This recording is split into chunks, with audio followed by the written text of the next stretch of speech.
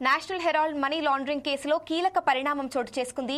ED దాఖలు చేసిన chargesheet పై ఇరు పక్షాల వాదనలు విన్న కోర్టు తీర్పును రిజర్వ్ చేసింది.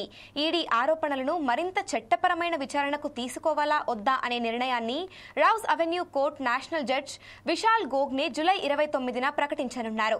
స్వాతంత్రానికి పూర్వం నేషనల్ హెరాల్డ్ వార్తా పత్రికను 1938లో జవహర్లాల్ నెహ్రూ స్థాపించారు. దానికి అసోసియేటెడ్ గా జర్నల్స్ లిమిటెడ్ వ్యవహరించింది. అయితే 2008లో 90 కోట్ల రూపాయల మేర అప్పుల కారణంగా నేషనల్ హెరాల్డ్ పత్రిక మూతపడింది. దీంతో అప్పటి నుంచి ఆ సంస్థపై ఆస్తులపై వివాదాలు నెలకొన్నాయి. కాంగ్రెస్ పార్టీ సీనియర్ నేతలు సోనియా గాంధీ, రాహుల్ గాంధీతో పాటు ఇతరులు యంగ్ ఇండియన్ ప్రైవేట్ లిమిటెడ్ అనే సంస్థ ద్వారా అసోసియేటెడ్ జర్నల్స్ లిమిటెడ్ ను స్వాధీనం చేసుకున్నారు. దీంతో 2000 కోట్ల రూపాయల విలువైన ఆస్తులను అక్రమంగా ఆర్జించారని 2012లో బీజేపీ నేత సుబ్రహ్మణ్య స్వామి ట్రయల్ కోర్టులో ఫిర్యాదు చేశారు. దీంతో కేసును సీరియస్ గా తీసుకున్న ఈడీ దర్యాప్తు వేగవంతం చేసింది.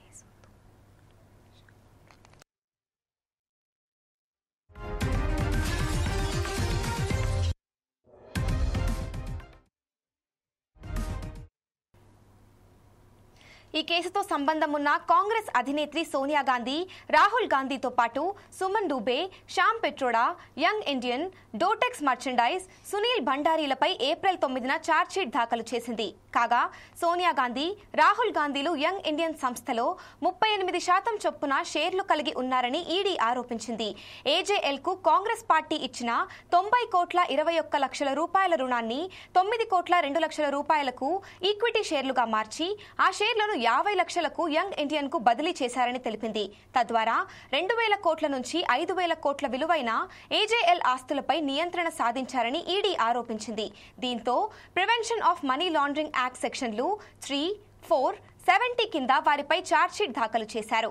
ఏప్రిల్ 11, 2025న ఈడీ ఢిల్లీ, ముంబై, లక్నోలో 661 కోట్ల రూపాయల విలువైన ఏజేఎల్ ఆస్తులను స్వాధీనం చేసుకునేందుకు నోటీసులు జారీ చేసింది.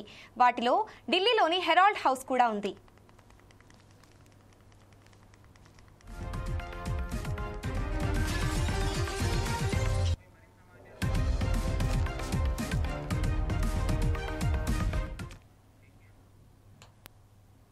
దీనిపై మరింత సమాచారం మా రిపోర్టర్ లెనిన్ అందిస్తారు. చెప్పండి లెనిన్.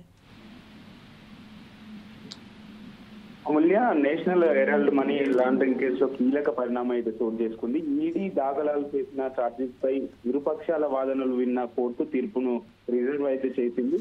ఏదైతే ఈడీ ఆరోపణలు మరింత చట్టపరమైన విచారణకు తీసుకోవాలా వద్దా అనే నిర్ణయాన్ని ఏదైతే Rouse Avenue court special judge Vishal Gogne July 29 ప్రకటించారు. వివరాల్లోకి వెళ్తే స్వాతంత్రానికి పూర్వం నేషనల్ హెరాల్డ్ వార్తా పత్రికను 1938లో జవహర్లాల్ నెహ్రూ స్థాపించారు. అయితే దానికి ఏదైతే అసోసియేట్ గా ఏదైతే జనరల్ లిమిటెడ్ వ్యవహరిస్తూ వస్తుంది. అయితే 2008లో రూపాయలు 90 కోట్ల మేర అప్పుల కారణంగా నేషనల్ హెరాల్డ్ పత్రిక అయితే మూతపడింది. దీంతో అప్పటి నుంచి ఆ సంస్థపై ఆస్తులపై వివాదాలు అయితే నెలకొన్నాయి. కాంగ్రెస్ పార్టీ సీనియర్ నాయకులు సోనియా గాంధీ, రాహుల్ గాంధీతో పాటు ఇతరులు యంగ్ ఇండియన్ ప్రైవేట్ లిమిటెడ్ అనే సంస్థ ద్వారా అసోసియేట్ గా జనరల్ లిమిటెడ్ కు అయితే స్వాధీనం చేసుకున్నారని చెప్పేసి కూడా ఆరోపణలు ఉన్నాయి. దీంతో 2000 కోట్ల విలువైన ఆస్తులు అక్రమంగా ఆర్జించారని వారు పొందారని చెప్పేసి 2012లో బీజేపీ నాయకుడు సుబ్రహ్మణ్య స్వామి ఏదైతే ట్రయల్ కోర్టులో పిటిషన్ చేశారు. దీంతో కేసును సీరియస్ గా తీసుకున్న ఈడీ దర్యాప్తు వేగవంతంగా చేసింది. కేసుతో సంబంధం ఉన్న కాంగ్రెస్ అధినేత్రి సోనియా గాంధీ, రాహుల్ గాంధీతో పాటు ఏదైతే ఇతరులు మరో 5 మందిపై ఏప్రిల్ 9న ఛార్జ్ షీట్ అయితే దాఖలాలు చేసింది. కాగా సోనియా గాంధీ, రాహుల్ గాంధీలు యంగ్ ఇండియన్ సంస్థల్లో 38% చొప్పున షేర్లు అయితే కలిగి ఉన్నారని చెప్పేసి ఈడీ అయితే ఆరోపిస్తుంది. ఏదైతే ఏజేఎల్ కు కాంగ్రెస్ పార్టీ ఇచ్చిన రూపాయలు 90 కోట్ల రుణాన్ని రూపాయలు 9 కోట్ల ఈడీ ఏదైతే షేర్లకు సంబంధించి మార్చ్ అలానే ఆ షేర్లను 50 లక్షలకు యంగ్ ఇండియన్ కు బదిలీ చేశారని చెప్పేసి కూడా పేర్కొంది. తద్వారా 2000 కోట్ల నుండి 5000 కోట్ల విలువైన ఏజేఎల్ ఆస్తులపై నియంత్రణ సాధించాలని చెప్పేసి ఈడీ అయితే ఆరోపించింది. దీంతో ఏదైతే prevention of money laundering act సెక్షన్లు 3, 4 మరియు 70 కింద వారిపై అయితే ఛార్జ్ షీట్ అయితే దాఖలాలు చేశారు. ఏప్రిల్ 11న 2025 ఢిల్లీలో, ముంబై, లక్నోల రూపాయలు 661 కోట్ల విలువైన ఏజేఎల్ ఆస్తులను అయితే స్వాధీనం చేసుకునేందుకు నోటీసులు అయితే జారీ చేసింది. వాటిలో ఢిల్లీలోని ఏదైతే హెరాల్డ్ హౌస్ కూడా ఉండడం అయితే విశేషంగా చెప్తూ వస్తుంది. అయితే ఏదైతే ఈ కేసుకు సంబంధించి ఈ ఇరుపక్షాల వాదన విన్న తర్వాత ఈడీ అయితే తీర్పునైతే రిజర్వ్ చేసింది. అమూల్య, థ్యాంక్ యూ లెనిన్.